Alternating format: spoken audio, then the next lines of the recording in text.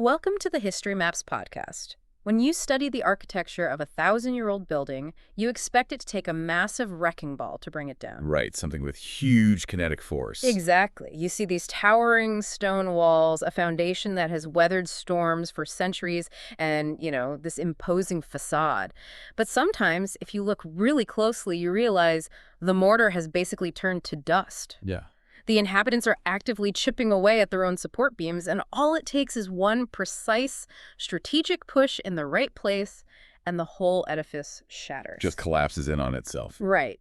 So today, our mission in this deep dive is to examine the Arab conquest of Egypt.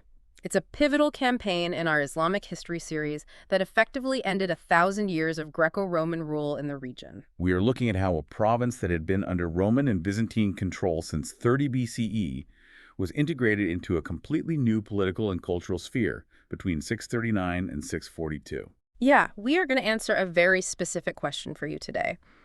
How did a relatively small, highly mobile Arab force manage to capture one of the wealthiest, most heavily fortified provinces of the Byzantine Empire in just a few short years? To really get the mechanics of that collapse, we have to look at the ground conditions in Egypt right before the invasion. Right. So we're winding the clock back to the year 618. The Byzantine Empire is locked in this grinding, decades-long conflict with the Sassanid Persian Empire. And the Sassanid forces, they're under the command of Chosroes II, right? Yeah, Chosroes II. Yeah. And they pushed directly into Egypt. Consider the perspective of an Egyptian citizen living in the Nile Delta at this time. You are enduring a severe, decade-long occupation by a foreign military power. And that occupation, it fundamentally fractured the socioeconomic stability of the region. You have to picture the immediate logistical nightmare here. Right, because of the refugees. Exactly. When the Persian forces advanced through the Levant and into Egypt, they pushed this massive wave of displaced people ahead of them. Just fleeing the conflict zone. Yeah, people fleeing from Jerusalem, from Syria, and they all crowded into Alexandria. We have historical accounts from the sources detailing the life of the Melkite patriarch at the time, John the Almoner. Right, John the Almoner. He was essentially running a massive ad hoc relief operation. He was trying to feed and house tens of thousands of displaced people, while, at the same time, the Sassanid army is seizing the agricultural output of the Nile Valley. So the local population for 10 years is subjected to forced requisitions, material hardship, and religious displacement. Yeah. And then Emperor Heraclius finally mounts a successful counteroffensive against the Persians. By 628. Right, 628. The Byzantines return and reclaim Egypt. But it's a textbook Pyrrhic victory. A Pyrrhic victory meaning the cost of winning the war was so devastating that it was effectively indistinguishable from a defeat. Exactly. What did that look like on a systemic level for the Byzantines? Well, the Byzantine-Sassanid War lasted from 602 to 628. That is 26 years of total war. Right. 26 years. It left the Byzantine military structure thoroughly decimated. Their veteran troops were dead, their horses were depleted, and their treasuries were completely empty. So by the time we reach the late 630s, what's the military presence actually look like? The Byzantine garrisons stationed in Egypt had dwindled to roughly 5,000 to 10,000 troops. Wait, 5,000 to 10,000 troops to secure the entirety of Egypt? That seems completely unworkable. It was entirely unworkable. I mean, Egypt was not just a piece of territory. It was the breadbasket of the empire. Right, the primary grain supplier for Constantinople. Exactly, and a major source of tax revenue. To defend a province of that size, with its massive coastline and vast southern borders with a maximum of 10,000 men, it indicates severe systemic failure. And the economy is in ruins too, right? Oh, completely. The imperial economy was crushed under the weight of unpaid taxes. The central government in Constantinople immediately tried to extract massive sums from Egypt to pay for the reconstruction of the empire. Plus, there were outbreaks of plague and famine that just further eroded the local infrastructure. Right. So the military is stretched thin, the treasury is drained, and the population is recovering from a 10-year occupation only to be hit with aggressive taxation by their returning Byzantine overlords. Yeah, it's a bleak picture. But there is a second layer to this crisis, and this is where the internal cohesion of Egypt completely falls apart. We have to examine the religious fractures. This is crucial. Because the Byzantine rulers and the Egyptian population were entirely at odds on a theological level, to the point of outright hostility. Yeah, the religious divide is arguably the most critical vulnerability the Byzantines faced. The vast majority of the Egyptian population belonged to the non-Chalcedonian branch of Christianity. often referred to as Monophysite in the sources. Right. These are the direct ancestors of today's Coptic Christians. The Byzantine rulers in Constantinople, however, strictly enforced the Chalcedonian orthodoxy. This goes back to the Council of Chalcedon in 451. What was the actual theological disagreement there? Why was this specific issue causing so much tension? So the Council of Chalcedon convened to address the specific nature of Christ. The council concluded that Christ had two distinct natures, one divine and one human united in one person. Okay. The Egyptian majority, the Monophysites, rejected this formulation. They held to the belief in a single unified nature where the divine and human were inextricably blended. To a modern observer, this might sound like a highly academic debate over semantics. That does, yeah. But in the 5th and 7th centuries, theology was politics. It was identity. Absolutely. It wasn't just priests arguing in churches. It was a defining cultural marker. Right. If you were a native Egyptian, you were likely non-Chalcedonian, speaking Coptic. And if you were part of the Byzantine ruling class, you were Chalcedonian, speaking Greek. Precisely. The Byzantine emperors viewed theological uniformity as a prerequisite for political loyalty. They imposed Chalcedonian patriarchs on Alexandria. And when the local population resisted, The state responded with force. They suppressed Monophysite clergy, closed their churches, and frequently engaged in severe violence against Coptic communities. So Heraclius, the Byzantine emperor, sees his empire fracturing after the Persian War, and he actually tries to fix this theological divide, right? He does. He introduces a compromise decree in 638 called the Ecthesis. Right. Heraclius attempted to thread the needle. He promoted a doctrine called monothelitism. Monothelitism. Yeah. This doctrine asserted that while Christ might possess two natures, as the Chalcedonians demanded, he possessed only a single divine will. Which was intended to appease the Monophysites. Exactly. He thought he was offering a diplomatic middle ground. But forced compromises usually just make everyone angry. Why did this specific doctrine fail so completely? Well, it failed because both sides viewed their theology as absolute truth, not a starting point for negotiation. Right, you can't really compromise on absolute truth. Exactly. Yeah. The strict Chalcedonians in Constantinople and Rome saw monothelitism as a corruption of the true faith, like a backdoor for heresy. And the Monophysite Copts in Egypt. They saw it as a meaningless semantic trick that didn't address their fundamental beliefs. It just intensified the schism. So when Heraclius realized his diplomatic solution was rejected, he abandoned reconciliation and turned to enforcement. Yeah. And his enforcer is a man named Cyrus of Alexandria. Heraclius appoints Cyrus as both the Patriarch of Alexandria and the prefect, effectively the military governor of Egypt. Right. He gives one man absolute religious and secular authority. And what does Cyrus do with that power? Cyrus essentially weaponized the entire state apparatus against the local Egyptian population. His mandate was to force conformity to the imperial doctrine. So active persecution. Very active. He persecuted the non-Chalcedonian Coptic Christians. He ordered the exile or execution of their regional leaders. Even the Coptic Pope had to flee. Yeah, the legitimate Coptic Pope, Benjamin I, was forced to flee into the desert and hide in monasteries to escape arrest. Cyrus utilized the limited Byzantine military forces not to secure the borders, but to police and terrorize the interior population. If we look at the mechanics of this, the Byzantine administration is acting like a landlord who continually raises the rent to pay off his own debts, refuses to maintain the property, and then actively hires guards to harass the tenants. That's a very accurate way to frame it. When someone inevitably kicks the front door in, those tenants have zero incentive to defend the building. But I want to clarify a specific point regarding the Coptic response, because this comes up a lot. There is a narrative that because of Cyrus's persecution, the Coptic Christians formed an active military alliance with the incoming Arab forces.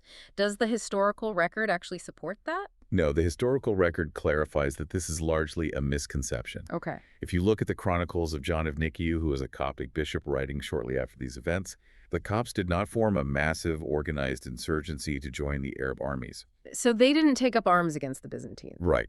They remained a non-belligerent body.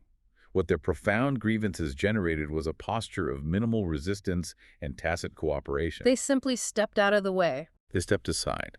And in highly pragmatic ways, they facilitated the invasion. How so? Well, when the Arab forces needed to navigate the complex canal systems of the Nile Delta, Coptic villagers frequently provided riverboats and local guides. Oh, wow. Okay. Yeah. And when the Arab cavalry needed supplies, Local farming communities traded with their foraging parties rather than burning their crops and retreating behind city walls. Which makes sense. For the native Egyptian farmer, paying a standard tax to a new foreign ruler who explicitly promised not to interfere with their religious practices. Seemed infinitely preferable to enduring active, violent persecution from the Byzantine prefect. Absolutely. So this internal fragility, an exhausted, undermanned military acting as an occupying force against a deeply alienated local population, it created a massive vulnerability. A huge blind spot. And observing this fractured province from the Levant was an opportunistic military commander of the Rashidun Caliphate named Amr ibn al-As. Amr ibn al-As was a veteran tactician. He had already commanded forces during the decisive Arab conquests of Syria and Palestine. And he had a personal connection to Egypt too, right? He did. Crucially for this campaign, Amr understood the geography and the economic potential of Egypt. Long before his military career, during his youth, he had traveled to Alexandria as a merchant. Okay, so he'd seen it firsthand. Exactly. He had observed the bustling ports, the wealth of the markets, and the sheer volume of agricultural output generated by the Nile floodplains. He knew what the prize was. He knew the prize, and he also understood its geopolitical significance. As long as the Byzantines held Egypt, they had a secure base to potentially launch naval counterattacks against the newly conquered Arab territories in the Levant. So Amr travels to Medina to meet with Caliph Umar ibn al-Khattab, and he pitches an invasion plan. Right. He argues that taking Egypt will bring immense economic power to the caliphate, specifically noting that the region is wealthy but possesses weak fighting power. He knows the Byzantines are hollowed out. Caliph Umar, however, operated with a very different strategic mindset. He wasn't immediately on board. Not at all. Umar was profoundly cautious. He focused on consolidation. He viewed Egypt as a severe logistical hazard. Because of the distance. Yeah, Medina is a vast distance from the Nile Delta, and it's separated by brutal desert terrain. Furthermore, Umar was acutely aware of the Byzantine navy. The Arabs didn't really have a navy at this point. They had no naval forces at this time, and the Mediterranean Sea was basically a Byzantine lake. Umar feared that sending an army into Egypt would expose them to naval blockades and amphibious assaults that he just could not counter. But Omar is persistent. He continues to press the issue, highlighting the internal disaffection of the Copts and the depleted state of the Byzantine garrisons. And finally, Umar grants a highly conditional, limited approval. Very limited. He gives Amr a small probe force of about 3,500 to 4,000 light cavalry. Right.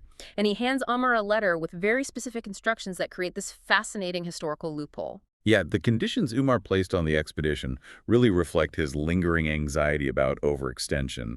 The directive was structured around the physical border of Egypt. What did the letter actually say? Umar instructed Amr that if he received and opened the letter while he was still in Palestine, he must halt the march and return. Okay. However, if Amr opened the letter after his forces had physically crossed into Egyptian territory, he was to proceed with the campaign, and Umar would dispatch reinforcements. So Amr takes his 4,000 cavalry and initiates a secretive night march. He departs from the vicinity of Damascus, moving aggressively through the arid terrain of Palestine. Maintaining strict operational security to avoid alerting Byzantine spies. Right. He approaches the frontier, and a courier carrying the caliph's letter eventually catches up with the column. But Amr knows what the letter likely says. He suspects it's a recall order. So he intentionally delays breaking the seal. He pushes his men forward until December 12, 639. Which corresponds to the 10th of Dhu al-Hijjah, the Islamic Day of Sacrifice. He waits until his scouts confirm they have crossed the frontier at Arish, firmly inside Egyptian territory, before he finally opens the letter and reads the order. He essentially exploited a geographic technicality to force the caliph's hand and ensure the campaign could not be aborted. Wait, how does a military commander survive doing that? I mean, if you effectively ignore a recall order from the head of your empire by playing games with the mail, you'd expect severe consequences. Why take that risk? It reveals the specific nature of early Islamic military command. The command structure operated on decentralized initiative. So they had a lot of autonomy in the field. A lot of autonomy. Commanders in the field, like Amr or Khalid ibn al-Walid, were trusted to balance their absolute loyalty to the caliph with their immediate, on-the-ground assessment of strategic opportunities. And Amr saw a massive opportunity. Amr recognized a fleeting window where the Byzantine defenses were disorganized and demoralized. He calculated that the strategic reward of taking Egypt outweighed the political risk of manipulating the caliph's conditions. He knew that once he was engaged in hostile territory, Umar wouldn't just leave him there to die. Exactly. Umar's commitment to the success of the Muslim forces would override his initial reluctance. So, with the border crossed, this highly mobile, self-sufficient force of desert cavalry is now moving directly toward the massive defensive network of the Nile Delta. Which brings us into the rapid, highly fluid phase of the campaign from 639 to 640. Right. What's the first target? Their first major physical obstacle was the fortress of Pelusium, situated on the eastern edge of the delta. The gateway to Egypt. Yeah, in antiquity it was known exactly as that. Any invading army moving overland from the Levant had to deal with Pelusium. Amnar arrives in late December 639 and initiates a siege. But with 4,000 light cavalry, they don't have catapults or massive siege towers? No, this is a blockade and skirmish operation. It lasts roughly 1 to 2 months. And they utilize local Bedouin tribes for reconnaissance. Which is a huge advantage. It's a critical tactical decision. The Bedouin groups, native to the Sinai and eastern desert regions, possessed intimate knowledge of the terrain. They know the water sources, the hidden paths. Exactly, the paths around the Byzantine fortifications. They assisted Amr in navigating the unfamiliar environment, often in exchange for a share of the spoils. And by January or February of 600, the Muslim forces successfully storm one of the gates and capture Pelusium. Securing Pelusium gives the Arab army a foothold, but more importantly, it provides them with captured Byzantine supplies. And now we see the Arab tactical doctrine in full effect. They don't just march linearly to the next heavily fortified city, they use speed. The military logic of the Arab forces was entirely predicated on mobility. Right. They bypassed heavily entrenched, static defensive positions whenever it was viable. Their army was primarily composed of camel cavalry and highly mobile light horsemen, So they're moving incredibly fast. a pace that heavy Byzantine infantry simply could not match. They moved westward, deeper into the delta, striking softer targets and capturing towns like Bilbis after relatively brief engagements. Which secures their flanks and disrupts Byzantine communications. Precisely. So back in Medina, Talif Umar receives the reports of these initial victories. He sees that Amr's tactical gamble is yielding results. And Umar abandons his previous caution. He goes all in. He commits substantial resources to the Egyptian theater. He dispatches a massive reinforcement column of 12,000 troops commanded by Zubayr ibn al-Awwam. Which brings the total Arab force to approximately 15,000 to 16,000 men by the spring of 640. That's a huge shift in the scale of the campaign. It fundamentally shifted the balance of power. Amr no longer commanded just a raiding force. He had a field army capable of engaging the main Byzantine military elements in open combat. And the Byzantines recognize this. They assemble a force of roughly 20,000 men under Theodore, the Byzantine commander-in-chief in Egypt. In July 640, the two armies meet at the Battle of Heliopolis. This is located just outside the boundaries of modern Cairo, surrounded by the ancient monuments of the pharaohs. Heliopolis is the textbook example of how differing military doctrines clash. Let's break that down. What did the Byzantine army look like? The Byzantine military relied heavily on infantry formations. We are talking about men equipped with armor, large shields, and long spears. And they had heavy cavalry, too. Yes, supported by heavy cavalry known as cataphracts. This structure was designed for set-piece battles on favorable terrain, where they could hold a solid defensive line. But Amr and Zubayr don't fight a static battle. How exactly does light cavalry dismantle a heavy infantry formation? By avoiding the center of gravity and attacking the seams. Okay. The Arab forces utilized their superior speed to dictate the terms of engagement. Rather than launching a frontal assault against the spear wall, Zubayr led sweeping flanking maneuvers. Using their Arabian horses. Exactly. They used their horses to rapidly reposition around the slower Byzantine formations. Yeah. And you also have to factor in the environment. The heat. The heat of the Egyptian summer in July. It severely disadvantaged the heavily armored Byzantine troops, exhausting them rapidly. And the Byzantine command was a mess, too, right? Yeah, the Byzantine command structure was fractured by ongoing political disputes between Theodore and the prefect Cyrus. So when the Arab cavalry broke through the flanks, When they attacked the rear of the Byzantine lines, the formation just shattered. The heavy infantry, unable to maneuver quickly enough to defend themselves, routed. and the Arab forces inflicted massive casualties, effectively neutralizing the Byzantine field army. Winning an open field battle allows the Arab forces to secure the surrounding countryside. They fan out and raid the Fayoum region, which severely disrupts Byzantine supply chains. But destroying an army in the field isn't the same as taking a province. No, it's not. To permanently control the Nile River and the administration of Egypt, the Arab forces had to capture the central node of Byzantine power in the region, the fortress of Babylon. The siege of Babylon is the defining crucible of the Egyptian campaign. It's a massive target. Babylon was not a simple garrison outpost. It was the principal Roman stronghold, strategically positioned at the apex of the Nile Delta, where the river branches out toward the Mediterranean. Whoever controlled Babylon controlled all river traffic and communication between Upper and Lower Egypt. Right. To give you an idea of the scale of this structure, it was initially built during the reign of the Roman Emperor Trajan and then massively expanded and reinforced by Diocletian around the year 300. We're talking about outer walls constructed of alternating layers of red brick and stone that stood 18 meters high. 18 meters. Yeah. And 2 meters thick. Yeah. It possessed massive circular towers, bastions for artillery, a protective moat, and it was garrisoned by thousands of surviving Byzantine troops who had retreated from the earlier defeats. So Amr's army arrives at Babylon in the late summer or early autumn of 640. He assesses these 18-meter walls and realizes that a direct assault by light infantry and cavalry would be suicidal. Completely. So he initiates a strategy of isolation. He orders his men to construct a circumvallation. A classic siege tactic. Wait, what exactly is a circumvallation? Are they building a wall around the wall? Essentially, yes. A circumvallation is a defensive network of trenches, earthworks, and palisades constructed by the besieging army that completely encircles the target fortress. Okay, so it boxes them in. It serves a dual purpose. It faces inward to trap the defenders and prevent any supplies or messengers from getting in. But it also faces outward, protecting the besieging army from sudden sorties by the garrison. Or from any relief forces coming from Alexandria. Exactly, to protect the Arab rear. This raises a massive logistical question for me, though. You have an army of roughly 15,000 men.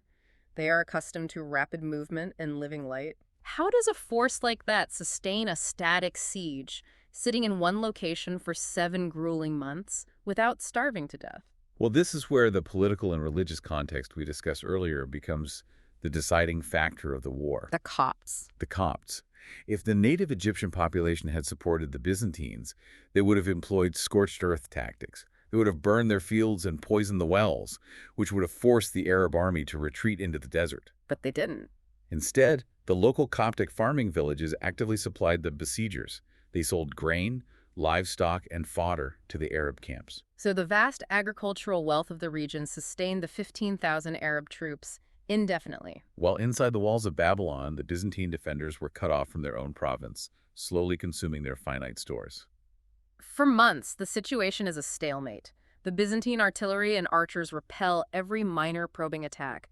But eventually, the Arab engineering teams begin constructing a massive ramp. A ramp made of earth and timber. At the southeast corner of the fortress, specifically targeting a section where the walls met at a right angle. They used this ramp to elevate their infantry, allowing them to finally overrun the outer battlements. And following intense close-quarters combat on the walls, the Byzantine garrison realizes that no relief army is coming from Alexandria. Their provisions are low, and the outer defenses are compromised. The capitulation officially takes place on Good Friday, April the 6th, 641. The siege had lasted 7 months. And the specific terms of the surrender reveal a great deal about the competing mentalities of the two forces.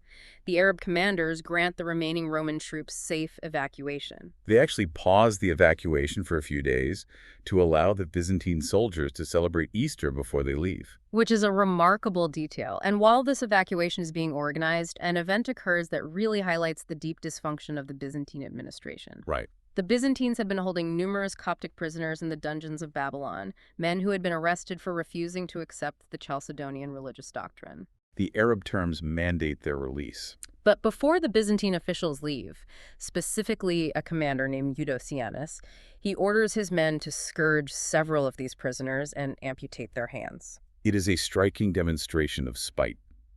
Even in total defeat, abandoning their primary fortress, the Byzantine authorities prioritized punishing the native population for theological nonconformity. The contrast here is sharp. You have a retreating army mutilating its own citizens, and you have an invading army that allows a heavily armed enemy garrison to pack up their gear and march away unmolested. It's a huge contrast. Why didn't the Arab forces execute the garrison? I mean, they had them trapped. Why let thousands of soldiers walk away to potentially fight another day? To understand this, we have to examine the strict rules of engagement that govern the Arab military operations. The rapid success and stability of the early Islamic conquests cannot be fully understood without analyzing their ethical framework for warfare. Right. In the historical text, this framework is often categorized under the concept of tadbir. How does Tadbir translate in the context of a military campaign? The Arabic root of the word implies reflecting on the conclusion or the ultimate end of a matter. Okay. In military science, it translates to strategy, but it carries a specific weight. It refers to the deliberate, thoughtful consideration of the long-term outcomes of battlefield actions. So it's not just about winning the immediate fight. No, it stands in direct contrast to purely tactical, short-term violence.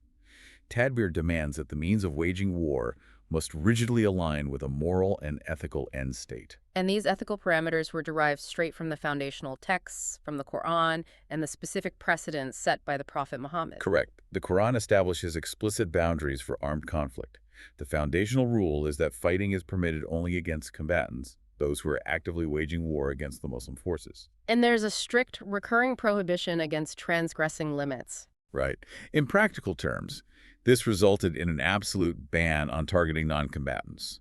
Women, children, the elderly, individuals with disabilities, and clergy engaged in peaceful religious duties were explicitly off-limits for violence or reprisal. We can see how these principles were operationalized by looking at the directives issued by the first caliph, Abu Bakr, to his military commanders, such as Yazid ibn Abi Sufyan. He provided a 10-point code of conduct. Yeah, the instructions mandate that commanders must not harm frail individuals, they must not kill children, they are forbidden from mutilating enemy corpses, they cannot destroy agricultural infrastructure or cut down fruit-bearing trees, and they must absolutely respect the sanctity of any treaties or agreements they make. Furthermore, traditions recorded by scholars like Imam Abu Dawud emphasize strict economic discipline within the ranks. So no looting. Exactly.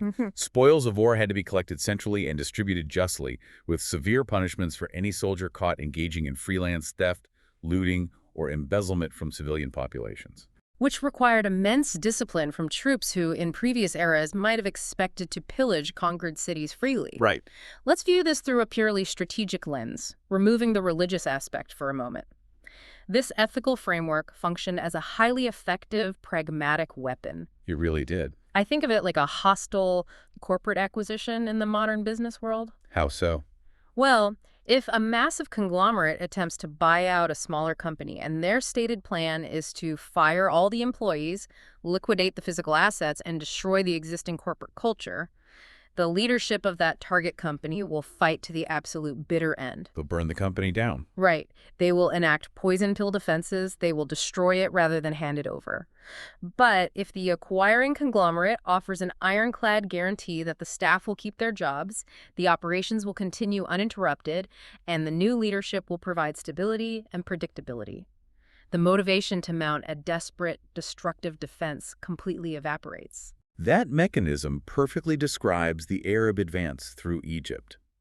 By rigidly enforcing operational restraint and honoring their treaties, the Arab commanders made surrender a highly rational and attractive option for besieged cities. They gave them an out. Yeah.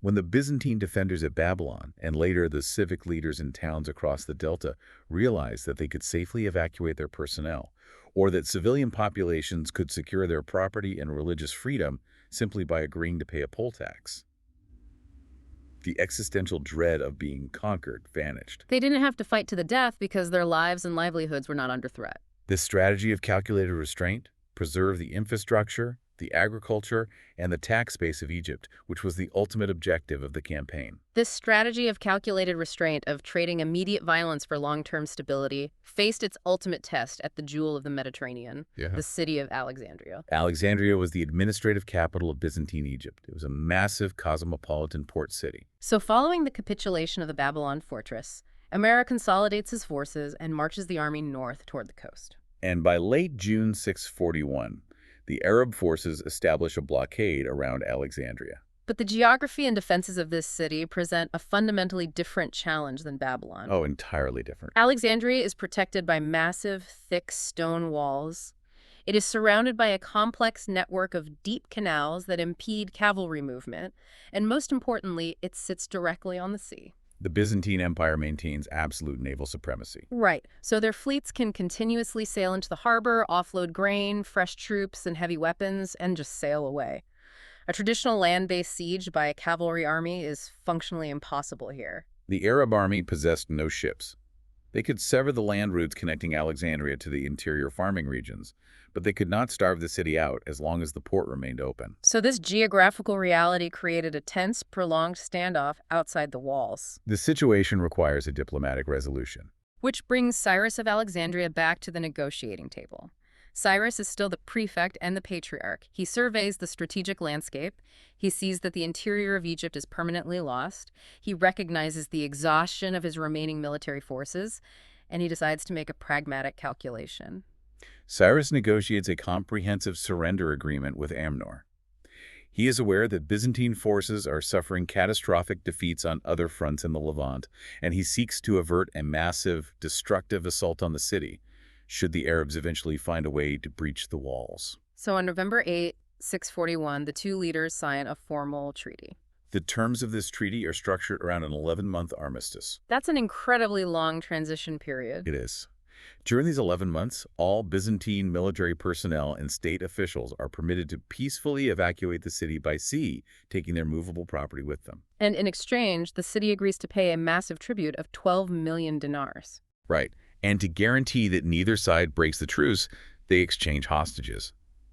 The Arab forces hold 150 military officials and 50 prominent civilian leaders.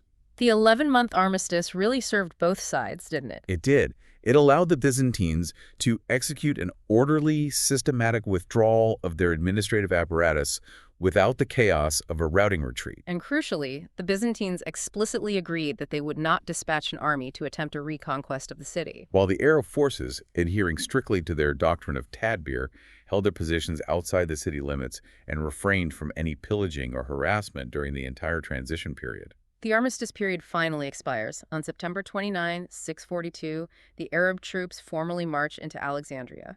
The Roman withdrawal is complete. A continuous span of nearly 7 centuries of Roman and Byzantine rule in Egypt ends on that day. Ammar surveys the city and immediately dispatches a letter to Caliph Umar in Medina, attempting to quantify the staggering wealth they have just secured. Yeah, he catalogs the infrastructure, listing 4,000 palaces, 4,000 bathhouses, 400 places of entertainment, and unimaginable material riches. It was arguably the greatest single acquisition of wealth and infrastructure in the early conquests. But the Byzantine administration in Constantinople, undergoing leadership changes, was not prepared to permanently concede their most valuable province. Right. 3 years later, in 645, the Byzantines break the terms of the treaty. They launch a massive naval counterattack. A massive fleet, commanded by a Byzantine official named Manuel, sails into the harbor and successfully recaptures Alexandria. Utilizing the very naval superiority that Caliph Umar had originally feared. Exactly. But the occupation by Manuel's forces provides a fascinating sociological insight into the demographics of Alexandria. How so? According to historical sources, such as the Chronicles of Ibn Abd al-Hakam, the Byzantine fleet was not welcomed as a liberating force by the majority of the population. The locals didn't want them back. No.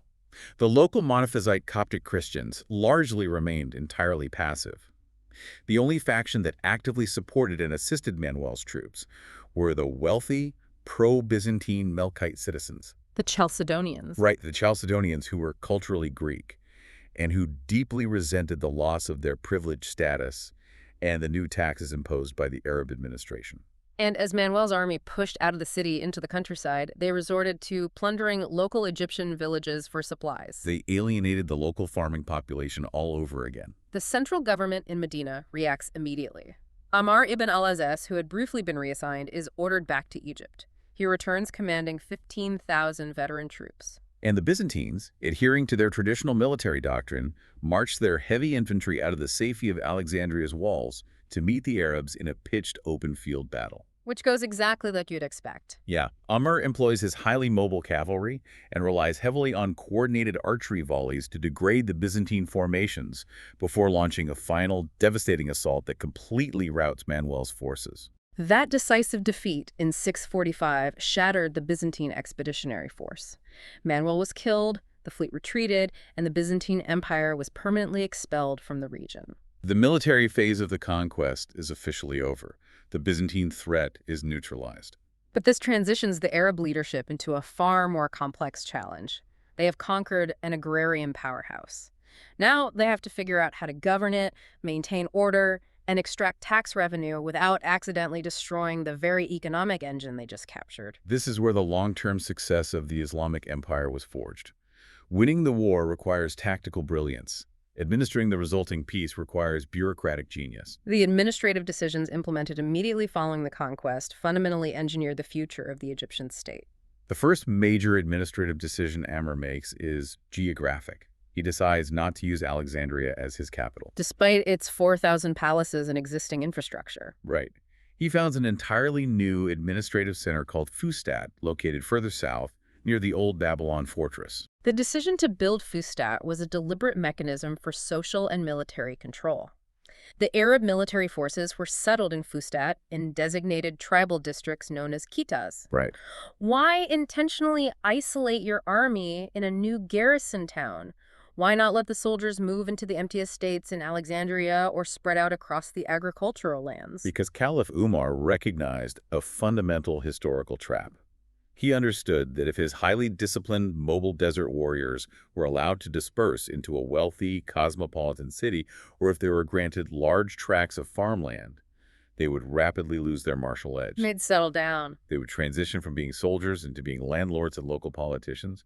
By keeping the army strictly segregated and garrisoned in Fustat, they remained a distinct, mobilized military caste, ready to deploy at a moment's notice. And it kept the peace locally. Exactly. This physical separation minimized daily friction and potential conflict between the armed conquerors and the unarmed Coptic farming population. This policy of keeping the military separated from the land directly ties into the sweeping fiscal reforms implemented by Caliph Umar. He establishes a dual tax system that is complex but incredibly efficient. The economic administration was the cornerstone of the new political order. Rather than attempting to invent a new taxation system from scratch, the Arab administration essentially co-opted the existing Byzantine bureaucratic machinery, but they rationalized it. They instituted two primary forms of taxation, the kharaj and the jizya. The kharaj is the land tax. How did they calculate that? The kharaj was a highly sophisticated agricultural tax based on the actual productivity of the soil and the annual yield of the crops. So it wasn't just a flat rate. No, not at all. Yeah. The Arab administration retained the local Coptic clerks who utilized historical cadastral surveys, meticulously measuring the height of the annual Nile flood to predict the harvest and classify the fertility of different plots of land. Wow, that's incredibly detailed. It was. The most brilliant strategic move regarding the kharaj, though, was a matter of property rights. The Arab leadership explicitly forbade their soldiers from confiscating agricultural land. The land was designated as state revenue, So the native Coptic farmers retained their traditional farming rights. a legal concept known as usufruct.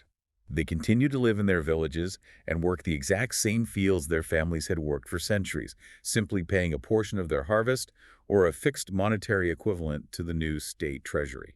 And the second pillar of the system is the jizya. The jizya was a specific poll tax or head tax levied exclusively on non-Muslim adult males.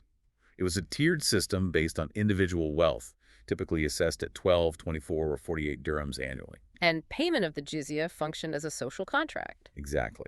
It granted the non-Muslim population the legal status of protected citizens, guaranteeing their physical safety and religious freedom, and it provided them with a complete exemption from compulsory military service in the Arab armies. If I look at the macroeconomic flow here, you have massive amounts of agricultural wealth and silver being systematically extracted from the Egyptian farmers. This wealth is funneled to the central treasury in Medina, and it is used to pay the salaries of the thousands of Arab soldiers stationed in Fustat.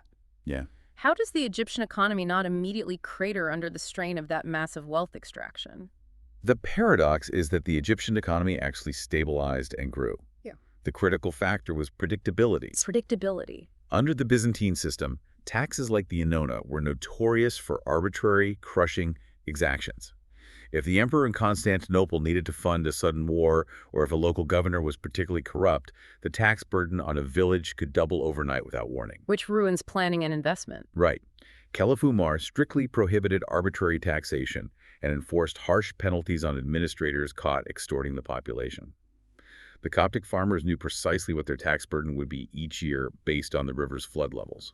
Because the agricultural engine was preserved, and because arbitrary confiscation was halted, the economy thrived.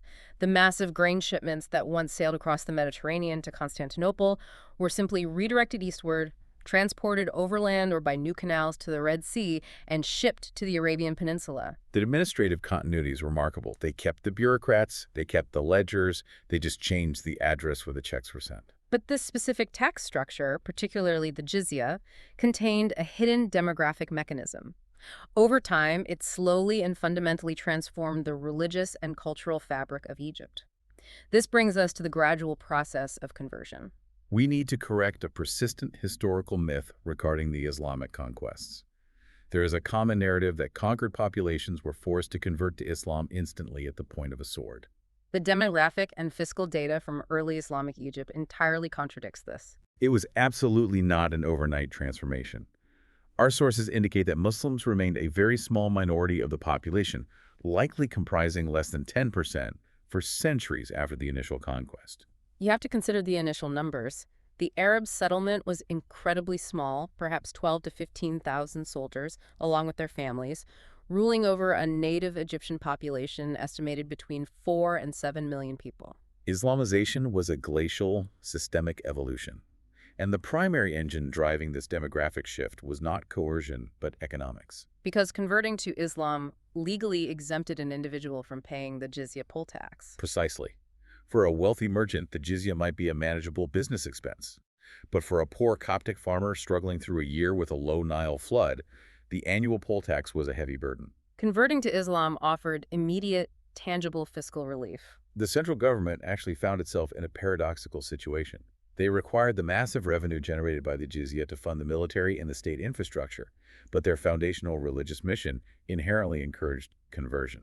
When large numbers of farmers began converting to avoid the tax, it actually created revenue crises for the governors of Egypt, who occasionally tried to restrict or discourage conversions to protect the tax base. Over the span of several centuries, this steady economic pressure eroded the cohesion of the Coptic majority, and it was coupled with the realities of social mobility. Arabic gradually replaced Greek and Coptic as the official language of the bureaucracy. If an Egyptian wanted to secure a prominent position in the government, or navigate the lucrative trade networks expanding across the empire, speaking Arabic and adopting the religion of the ruling class became a massive social advantage. It was a deeply systemic transition.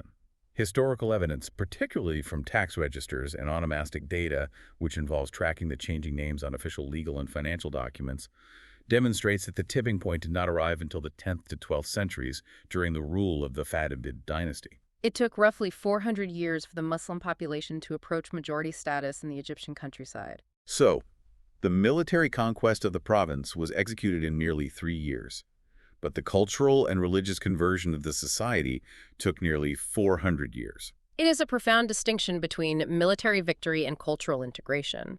The rapid, brilliant cavalry maneuvers secured the physical territory, but it was the systemic integration, driven by predictable taxation and bureaucratic continuity, that ultimately redefined the identity of the nation. The military brilliance of Ahmad ibn al-Az, the lightning-fast desert marches, the strategic exploitation of a fractured, exhausted enemy, all of that won the battles. But when you look at the architecture of this historical shift, it was the pragmatic tax policies, the strict ethical codes of engagement that protected the civilians and the infrastructure, and the deliberate decision to keep the local bureaucracy functioning that truly won Egypt. It prompts you to consider how modern conflicts often focus entirely on the application of overwhelming force, pouring all resources into achieving a tactical, kinetic victory while entirely ignoring the delicate, complex art of administering the peace that must follow. If you only plan for the wrecking ball, you are left ruling over rubble. But if you understand the mortar, you can inherit the entire building intact. Thank you for listening. History Maps. Learn history visually.